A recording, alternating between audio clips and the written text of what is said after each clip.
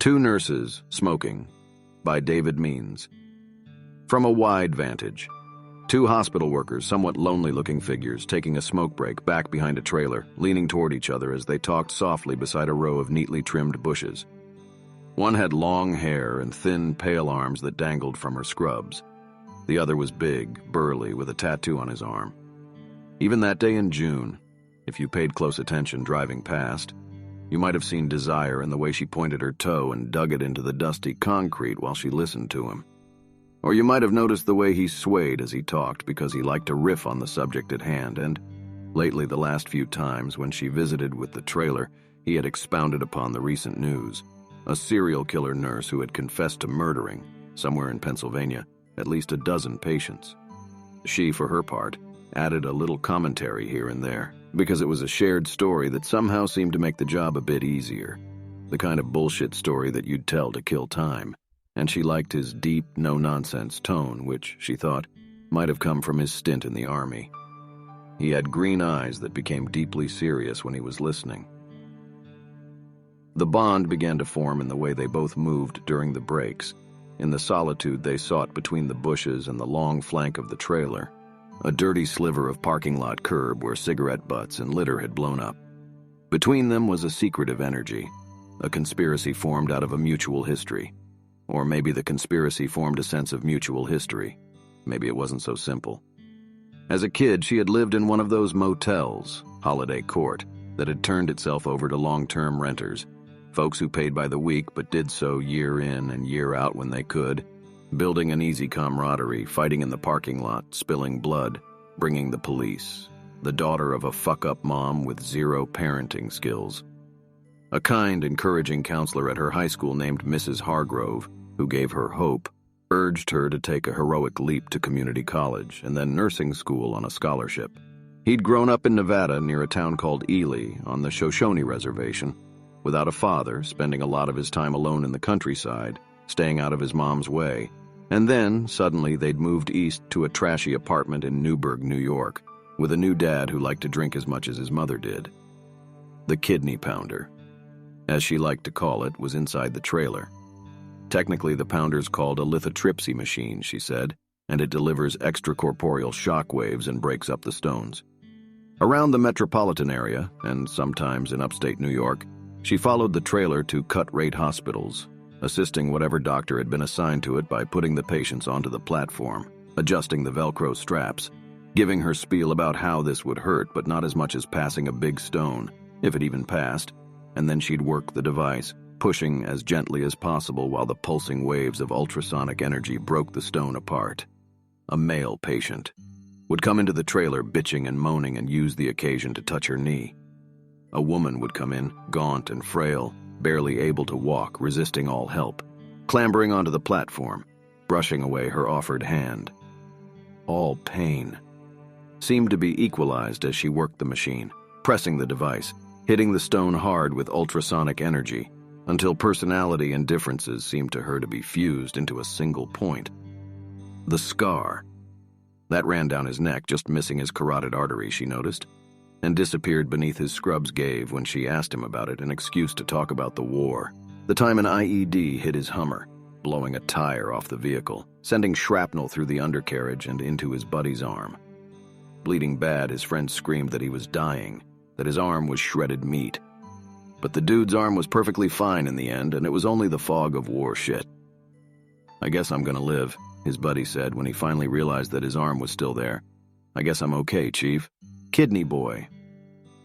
Was this kid, barely 20, a junkie from the looks of it, suffering for a couple of weeks while the trailer was way up north in a place called Watertown, licking a morphine lollipop with a big stone and a tight ureter, meaning, like the worst-case scenario, he's not only going to be pounded, but it's going to take a couple of sessions and the fragments are going to pass one at a time, and then a ureteral stent will be put in too. The kid had this crooked jaw from a bad rewire, and when I unstrapped him, he kissed me and said I saved his life. Said it like he meant it, and I tried not to let him see it in my eyes. You know, the things I was seeing about his future, she told Marlon one day. He leaned forward and listened to her without a word. During most of these breaks, the air conditioner in the trailer would pop on, devouring the sounds, the tink of a ball hitting the backstop at the schoolyard across the street, the skittering of litter in the parking lot, sirens, and the deep blue buzz of the hospital itself. When it went off, the summer would reappear, the chirping of birds and the shush of cars on the road beyond the decorative bushes. Kidney Boy said I'm not going to make it, and she assured him that he would, but heard the truth in his voice and saw it in his eyes. You know how that is, she said. He was seeing what I saw but couldn't tell him. Nothing good could come from the intimacy of those post-treatment moments when a patient was disoriented by a joyous sensation of relief, he thought. That was when they did weird shit, reaching out to touch you, saying something about putting you in their will, or even in some cases, lashing out for no good reason, because you were a bearer of good tidings.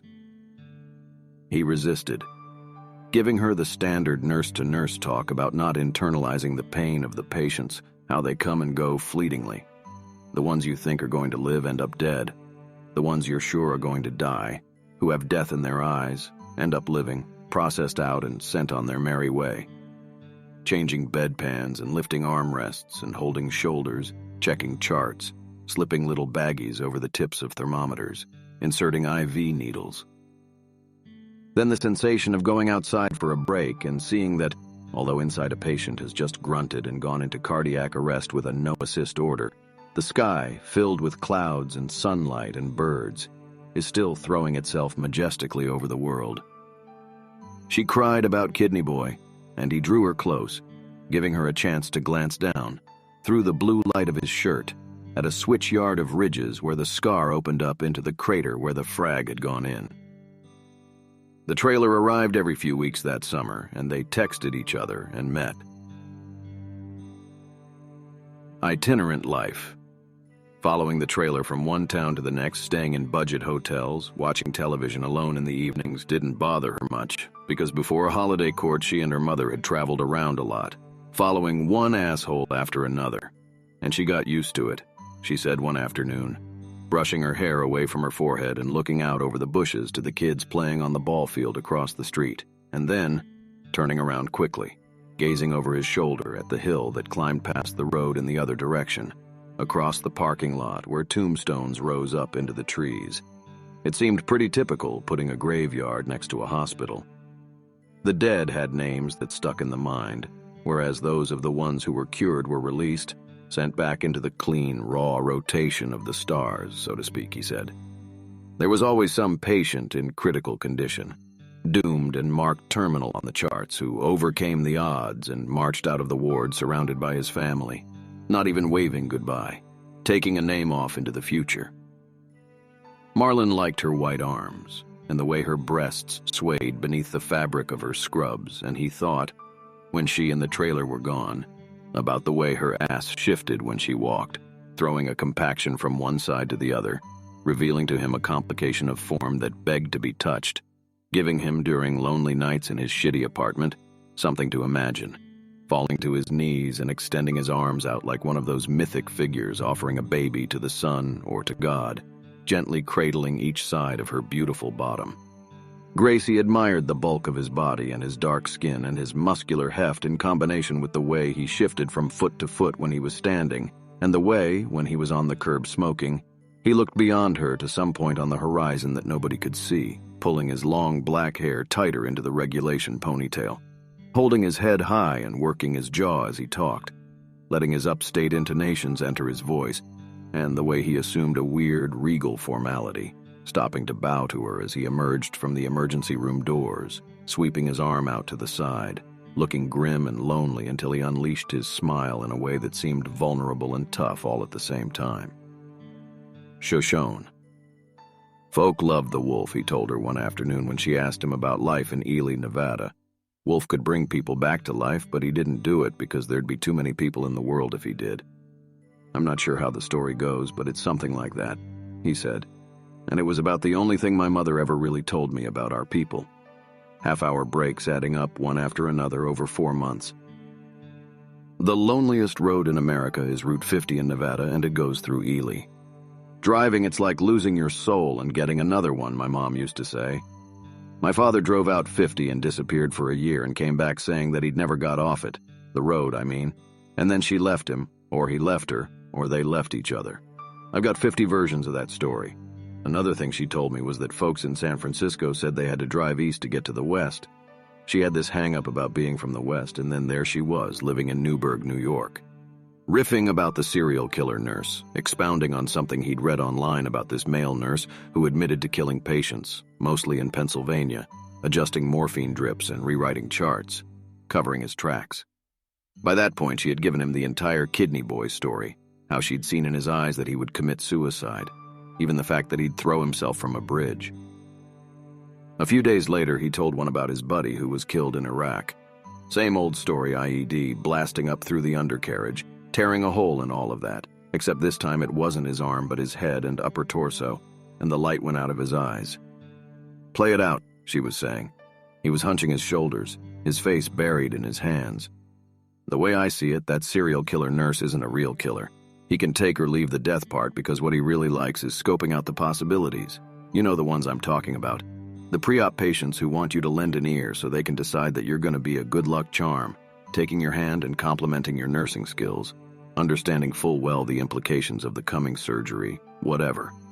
You go in and for a minute, even if you try not to, you feel the life in your hand and you become aware that one little fuck-up on a chart or a misreading, and the patient could die. Or when you go in to find balloons and cards tacked to a board and see some little kid, always named Sammy or Annie, with a shaved head and pre-surgery marks, and you think against your will, how fucking easy it would be to save the kid from suffering, he said, looking out over the road, streaming his smoke between his teeth with his eyes on the horizon and his chin jutting. On the steps of the trailer a few days later, picking up on the subject of the serial killer nurse, he began to talk again about the impulse to kill, how he'd learned in Fallujah that impulse equals mess, and how there was a guy in the unit who plugged shots whenever he saw fit. And one day some old lady came around the corner with her hand in the air. We hated corners, he said, which was one reason we hated Fallujah. And this guy in our unit just popped her. When we got close to the body, we saw that she had these arthritic hands, fingers curled, so a hand held up like that might have looked like a gun. But it was really just sloppy shit, the truth. Beautiful. Inside that moment, his voice quivering, his eyes welling, the wind was rising and the darker clouds were coming in. His eyes were painfully green as the grief twisted his face, and the trees near the road gave off a sugary odor, and tenderness formed in the quiet. How long was that moment, held in memory between the two of them for the rest of their lives? Finally he spoke and said, "My grandmother had rheumatoid arthritis, and I used to go with her to Ely, to this clinic where she put her hands into a wax bath while I watched, dipping them in and wincing at first until she had blue wax gloves. Then he shook a cigarette from his pack and lit up, and they sat and listened to the sounds of summer, looking over the bushes at the baseball diamond and, beyond it, at the top of the school and the white cupola in the sky. When he spoke again, he explained that the dead lady on the street in Fallujah had had hands just like his grandmother's, and then he began to cry, starting with a single low gasp and a collapse of his shoulders as he buried his face, and she pulled him close. 1. Hopes for the great love born of a common pain, for two united souls sharing grief in long, easy banter while they fend off physical attraction and misread each other until everything seems to change one afternoon. Smoking behind the trailer on a particularly rough day. A triaged bus accident that included one double amputee, a burn victim, for him, and, for her, a woman who came in with a story to tell about her previous stones and a time when she was so bad lying on her side in her living room bucking in agony that she begged her husband to kick her. And he did just that, walloping her, and her husband was arrested, of course. But it worked, and the stone passed in her piss. The cops wouldn't listen to her side of the story, though, and her husband ended up in jail. Damn right, Marlon said. And then, just after she finished that story, there was the whoop of a siren and an EMS pulled in, and they watched while overhead from a thin stack on the roof of the hospital, a bloom of smoke emerged into the early autumnal sky, the incinerated aftermath of old bandages and bloodied towels, afterbirths, and whatever else could be burned to save the hospital disposal fees. One afternoon in September, he said, "I love hearing your stories." "I love your stories too," she said, touching his shoulder. "We should get out of here after this shift, take a drive." he said, shrugging his shoulder toward the emergency entrance where the orderlies were removing a gurney from a truck, lowering it with a count. And she waited to answer because she wanted him to beg a little, to hear how much his desire had accrued over the weeks, small hand brushes and gestures one to the next. And because she took care with matters of the heart, the past having taught her that a hit could come as easily as a kiss. They drove up the old state road through autumn dusk, talking softly and listening to music as the river appeared and disappeared to the right, and she fiddled with the old radio punch buttons, feeling the mechanism moving the pointer as it slid from station to station. They both felt the sensation of going north while he told stories about growing up, the gangs that ruled the neighborhood, the way they used to play along the river, and then around the switchbacks of Storm King and passing through the desolation of Newburgh, he said, "I think this here is probably the loneliest road in America," and they headed out of town, continuing north as the road opened into 4 lanes and then fell back to 2, skirting old estates and monasteries until they reached a small hotel up on a berm on the left, painted pink, with a quivering neon sign that said, "River Rest," something from an old movie. No. Wait, before they got to the hotel, they stopped at a diner, sharing a meal, and then in the parking lot they smoked and leaned back, gazing up at the stars. And if you'd been looking, you would have seen them there and speculated on 2 people lingering in an upstate parking lot, kissing each other gently, and you would have extrapolated a story from that image. No. Wait, there were a lot of other conversations, late in the summer and early in the fall, as they stared out at the road and the ball field in the sky, testing each other, teasing, griping about work and life in general, sharing deeper stories that'll never be recorded, not here and not in memory. So that later, looking back, it would seem that in the fall, on a cold afternoon, they had both decided on a whim to take the leap, to hook up, to go into the future together, to consummate the hesitant, careful nature of their personalities because they were both damaged, somehow lost and sensed and felt. You'd have seen if you'd been watching, a suddenly deep need for each other. No, wait. Go back to the afternoon she told him the kidney boy story, to the way that exchange had worked temporally, the things that were withheld and the things that were expressed, the way she told Marlon how she imagined the kid, whose name was Kurt, going up to the bridge, standing on the railing and looking straight ahead, at the bend in the river, the beautiful vista. Go back to the way the exchange transpired, almost wordlessly but not quite, that afternoon between Marlon and Gracie, and how he said, "Of course," after she told him Kidney Boy's real name, Kurt, and then he laughed and said, "All those stoners have short names like Hank, Kurt, Al." How after she'd talked about the broken jaw, she abruptly changed the subject to something her dentist had told her about boys. She said boys, coming into the office on Sunday afternoons with bar-fight jaws, broken teeth. Go back to how, after she'd told Marlon about the dentist, an old couple appeared between the sliding doors and began a slow, shuffling walk across the parking lot, holding each other up, and how he paused, holding off on the nursing lecture, and said, "How did Kurt die?" He said it before she could tell him the fact, not so much guessing as seeming to have a prophetic insight. And she said, "Hey, how'd you know?" And he shrugged and looked away and listened as she explained that Kurt had jumped from a bridge, and then, right then, the wind lifted and litter skittered, and an EMS came into the emergency bay, and across the street, there was the high, metallic, and beautiful sound of kids playing before she began to cry. No, wait. Go back to the way he emerged from the sliding glass doors in his army fatigues over his scrubs with his hood pulled up around a face grimly set, his small mouth puckered, as if he were deep in thought until he got near the trailer and pulled his hood down and shook his head to let his hair out and paused for a moment, extending his arms as if for an embrace, and then said, "Heya, heya," and gave her a hug while she held the story she wanted to tell him about the crazy old lady up in Poughkeepsie, because she always had one bottled up at bay, and that was part of the dynamic, the urge to talk to him and to hear him talk back. No, wait, go back behind the trailer to that particularly rough day. A triaged bus accident, 2 DOA and 1 double amputee, for him and for her an old man with a stone the size of the Hope Diamond in for the 2nd time, and the lady who argued over her technique with the pounder giving her grief, and to make up for it decided to tell Gracie her life story, 10 stones in 5 years, was what she said, and a slow passer taking her time, a regular at the hospital. And then Gracie told Marlon about her mom, about the way her stepfather had beaten them both, and then about Roy, the guy at Holiday Court, this wiry older guy. At least he seemed older to me at the time, she said, who had a motorcycle and took her for rides, and then she stopped speaking and let Marlon see in her face the things she wanted him to see, that she had suffered at the hands of Roy. No, wait.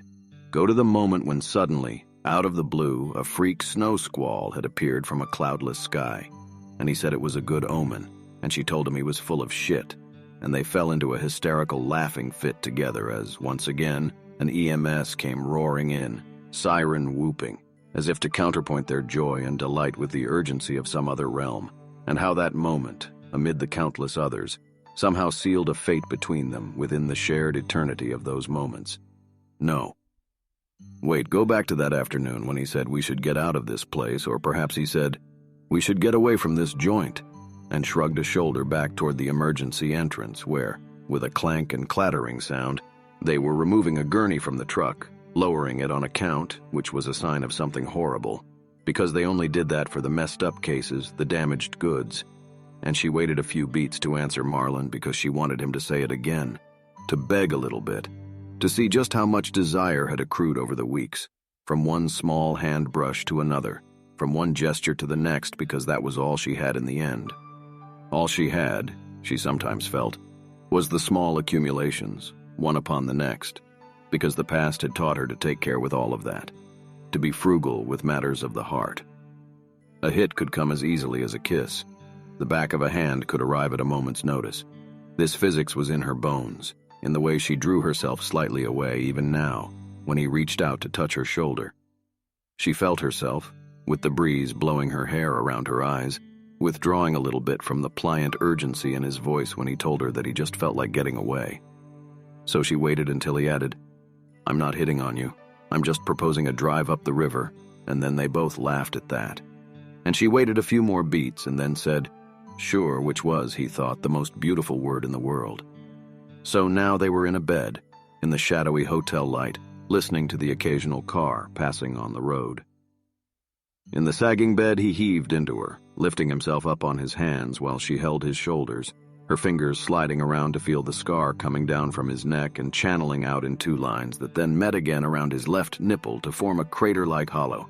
And she drew on her time in nursing school, testing the tissue where the shrapnel went in and stayed in and burned, he'd later say, phosphorus white and hot enough, thank God, to cauterize the wound and seal off the blood vessels.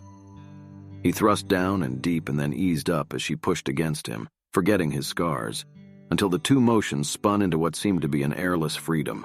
He grunted and she came to, her finger flicking, a soft, weeping sound, as close to crying as you could get.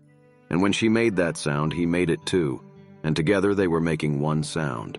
And then he rested his weight against her and recalled her hand down there, fluttering, reminding him of the old woman's hand and of his grandmother's too, because to touch herself she'd had to bend and flex it. And remembering the feeling after the fact, he felt sure that he would tell her what had really happened to the old lady in Fallujah, or at least later, much later, years later. He'd see that image and use it to justify having told her about it. Deep in the night, he nudged her awake and explained that he was the one who'd gone trigger-happy on the old lady in Fallujah, shooting her as she came around the corner on raw impulse instead of thought, taking her out from 20 yards away. He cried against her shoulder as she said softly, "It's all right, Marlon. You're here now and it's going to work out. You're a damn good nurse." And then it seemed as if all she had ever learned on the job came into play as she spoke soothingly to him, making a gentle patting motion on his back, the kind of gesture you'd use to calm a baby at night. A gentle repeated pat, not too soft and not too hard, so that the deepest enigmatic meaning would seem to stay around that image, not just of the two of them crying together, but also of the hand itself as it fluttered alone, which had led to his admission. And for her that image would hold another meaning, because she would remember it too, vaguely, and replicate the motion countless times over the years, giving herself pleasure, just as she'd often backtrack through her memory of that summer and fall, drawing on the random moments, trying to find the origin point of their love. The end.